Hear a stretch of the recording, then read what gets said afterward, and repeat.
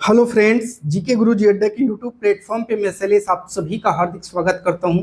प्यारे साथियों, आज हम लोग चाहमान से अपनी स्टडी को आगे कंटिन्यू करेंगे। जिसको भी जो भी समस्या है वो दिए गए व्हाट्सएप नंबर पे आप मैसेज करके नोट्स चाहिए और जो कुछ भी आपको जानकारी चाहिए वहाँ जानकारी ले सकते हैं। चलिए क्लास को आगे कंटिन्यू करते हैं। चाहमान जो बाद में चौहान के रूप में जाने गए, वे दिल्ली और अजमेर के आसपास के क्षेत्र पर शासन करते थे। याद रखिएगा। चाहमानों का सबसे प्रसिद्ध शासक पृथ्वीराज तृतीय था, जिसने सुल्तान मोहम्मद गोरी जो एक अफगान शासक था 1191 में हराया और दूसरे ही साल 1192 में जो 92 का टाइम पीरियड था उसमें हार गया। इसे बोलते हैं बाबू तराइन का युद्ध। क्या बोलते हैं? तराइन का युद्ध। ये प्रथम था और ये दूसरा था। बात करेंगे चोल शासक के बारे में। ठीक है, चलिए। राजराज प्रथम को सबसे शक्तिशाली चोल शासक माना जाता है। राजराज के पुत्र का नाम राजेंद्र प्रथम था। उसने गंगा घाटी, श्रीलंका, दक्षिण पूर्व एशिया के देशों पर हमला किया और इन अभियानों के लिए उसने एक जल सेना भी बनाई थी। राजराज और राजेंद्र प्रथम द्वारा बनाए गए तंजावुर और गंगईकोंड चोलपुरम के बड़े मंदिर स्थापत्य और मूर्तिकला की दृष्टि से एक चमत्कार है। जलद्वार पारंपरिक रूप से एक लकड़ी या धातु का बाधा है जो आमतौर पर पानी के स्तर को नियंत्रित और नदियों और नहरों में दर प्रवाह को संचालित करता है। किसानों की बस्तियां उर कहलाती थी। याद रखिएगा। सिंचित खेती के साथ बहुत समृद्ध हो गई थी।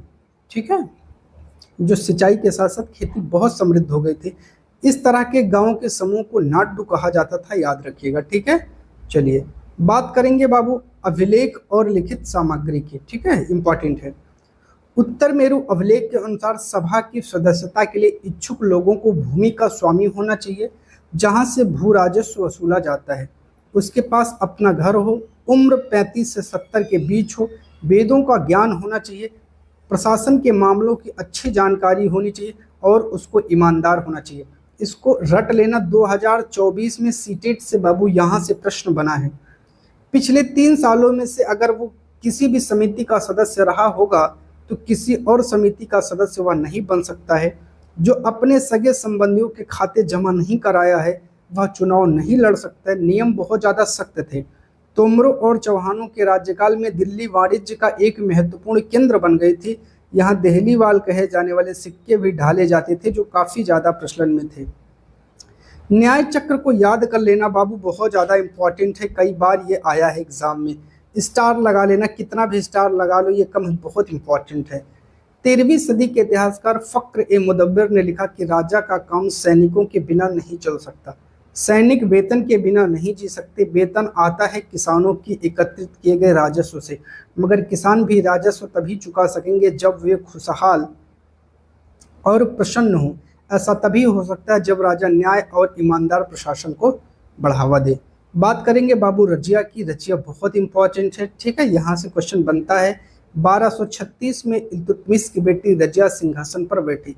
उस युग के इतिहासकार मिनहाज ए सिराज ने स्वीकार किया कि वह अपने सभी भाइयों से अधिक योग्य और सक्षम थी, लेकिन फिर भी वह एक रानी को शासक के रूप में मान्यता नहीं दे पा रहा था।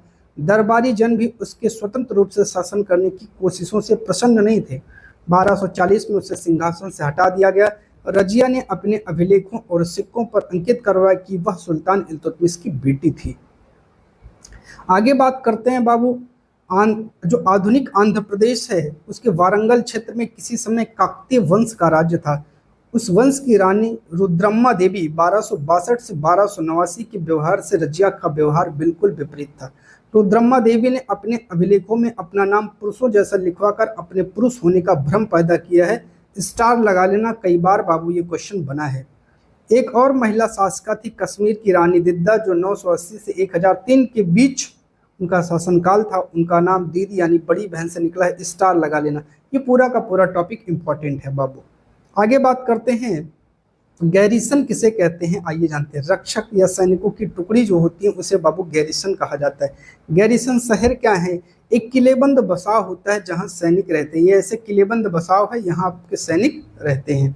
भीतरी प्रदेश किसी शहर या बंदरगाह के आसपास के इलाकों को कहते हैं जो उस शहर के लिए वस्तुओं और सेवाओं की पूर्ति को करता है। ठीक है बाबू, चलिए दिल्ली सल्तनत का विस्तार हम लोग समझते हैं बाबू। ठीक है, चलिए दिल्ली सल्तनत, खिलजी और तुगलक वंश। अलाउद्दीन खिलजी के शासनकाल में दक्षिण भारत को लक्ष्य करके सैनिक अभियान शुरू हुए और ये अभियान मोहम्मद तुगलक के समय अपनी चरम सीमा पर पहुंच गए। स्टार लगा लेना, कई बार प्रश्न बनाया गया है। आगे बात करते हैं बाबू कि मोहम्मद तुगलक के राज्यकाल के अंत तक इस उपमहाद्वीप का एक विशाल क्षेत्र इसके युद्ध अभियान के अंतर्गत आ चुका था। दिल्ली के आरंभिक सुल्तान विशेषकर इल्तुतमिश सामंतों और जमींदारों के स्थान पर विशेष गुलामों को सूबेदार नियुक्त करना अधिक जो है पसंद करते थे। वो सामंत और जमींदार को उतना लगाव नहीं देते थे, बल्कि जो उनके गुलाम थे उसी को वहां पर वो बैठाना ज़्यादा अच्छा समझते थे। इन गुलामों को फारसी में बंदगा कहा जाता है, कई बार पूछा गया है।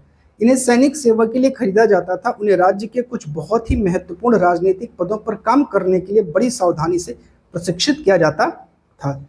फारसी तवारीख के लेखकों ने निचले खानदान के लोगों को ऊंचे पदों पर बैठने के लिए दिल्ली के सुल्तानों की आलोचना की है। ये लाइन इंपॉर्टेंट है। अलाउद्दीन खिलजी के शासनकाल में जो भू राजस्व है उसके निर्धारण और वसूली के कार्य को राज्य अपने नियंत्रण में ले आता है। स्थानीय सामंतों से कर लगाने का अधिकार छीन लिया गया, बल्कि उन्हें स्वयं भी कर चुकाने के लिए बाध्य कर दिया गया कि जो स्थानीय सामंत होते थे वो भी कर चुकाएंगे।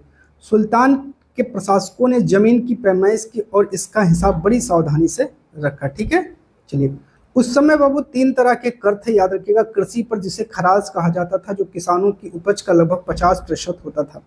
दूसरा मवेशियों पर लगता था। तीसरा घरों पर लगता था, याद रख लीजिएगा। इब्न बतूता 14वीं सदी में अफ्रीकी देश मोरक्को से भारत आया था। 12वीं सदी के आखिरी दशक में बनी कुव्वत उल इस्लाम मस्जिद तथा उसकी मीनारें या जामा मस्जिद दिल्ली के सुल्तानों द्वारा बनाए गए सबसे पहले शहर में स्थित है। इतिहास में इस शहर को दिल्ली एक कुना अर्थात पुराना शहर कहा गया। इस मस्जिद का इल्तुतमिश और अलाउद्दीन खिलजी ने विस्तार किया। मीनार है वो 3 सुल्तानों कुतुबुद्दीन ऐबक, इल्तुतमिश और फिरोज शाह तुगलक द्वारा बनवाई गई थी। चंगेज खां के नेतृत्व में मंगोलियों ने 1219 में उत्तर पूर्वी ईरान में ट्रांस ऑक्सियाना आधुनिक उज्बेकिस्तान पर हमला किया और इसके तुरंत बाद दिल्ली सल्तनत को उनका आक्रमण झेलना पड़ा था। ठीक है बाबू, चलिए आगे बात करते हैं भैया। अलाउद्दीन खिलजी और मोहम्मद तुगलक के शासन कालों के आरंभ में दिल्ली पर मंगोलों का आक्रमण बढ़ गया। इससे मजबूर होकर दोनों ही सुल्तानों को एक विशाल स्थानीय सेना खड़ी करनी पड़ी। मंगोलों के आक्रमण का सामना करने के लिए अलाउद्दीन खिलजी द्वारा उठाए गए कुछ महत्वपूर्ण कदम। सैनिकों के लिए सीरी नामक एक गैरिसन शहर बनाया। सैनिकों को इकता के स्थान पर नगद वेतन देना शुरू कर दिया। सारे इंपॉर्टेंट हैं। सैनिकों को पेट भरने की समस्या दूर करने के लिए किसानों की उपज का 50% हिस्सा कर के रूप में तय कर दिया गया। अलाउद्दीन के प्रशासनिक जो कदम है वो काफ़ी सफल है। इतिहासकारों ने कीमतों में कमी और बाजार में वस्तुओं की कुशलता से आपूर्ति के लिए जो शासनकाल है उसकी बहुत ज़्यादा प्रशंसा की है। मंगोल आक्रमण के खतरे का भी उसने सफलतापूर्वक सामना किया है। मंगोलों के आक्रमण का सामना करने के लिए मोहम्मद तुगलक द्वारा उठाए गए महत्वपूर्ण कदम क्या है, आइए जान लेते हैं। इसने क्या किया बाबू, इसने एक नया गैरिसन शहर बनाया। दिल्ली के 4 शहरों में सबसे पुराने शहर दिल्ली एक कोहना के निवासियों से खाली करवाकर वहां सैनिक छावनी बना दिया। सेना को खिलाने के लिए उसी इलाके के खाद्यान्न इकट्ठा कर लिया, लेकिन सैनिकों की विशाल संख्या की जरूरत पूरी करने के लिए सुल्तान ने अतिरिक्त कर भी लगा दिया। अपने सैनिकों को नगद वेतन देता था। कीमत पर नियंत्रण रखने की जगह उसने टोकन या सांकेतिक मुद्रा चलाई। ये सिक्के धातु के बने होते थे, लेकिन सोने चांदी के न होकर सस्ती धातु के होते थे, याद रखिएगा। ठीक है बाबू, चलिए आगे बात कर लेते हैं। मोहम्मद तुगलक के द्वारा उठाए गए प्रशासनिक कदम बेहद असफल रहे।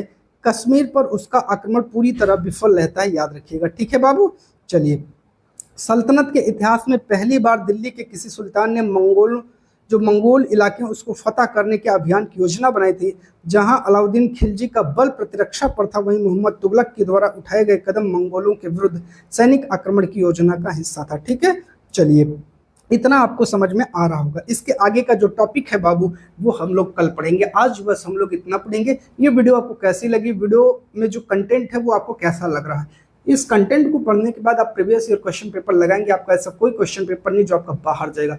चैनल पर नए हैं तो सब्सक्राइब कर लीजिएगा, वीडियो को लाइक और शेयर जरूर करिएगा। बहुत बहुत धन्यवाद साथियों।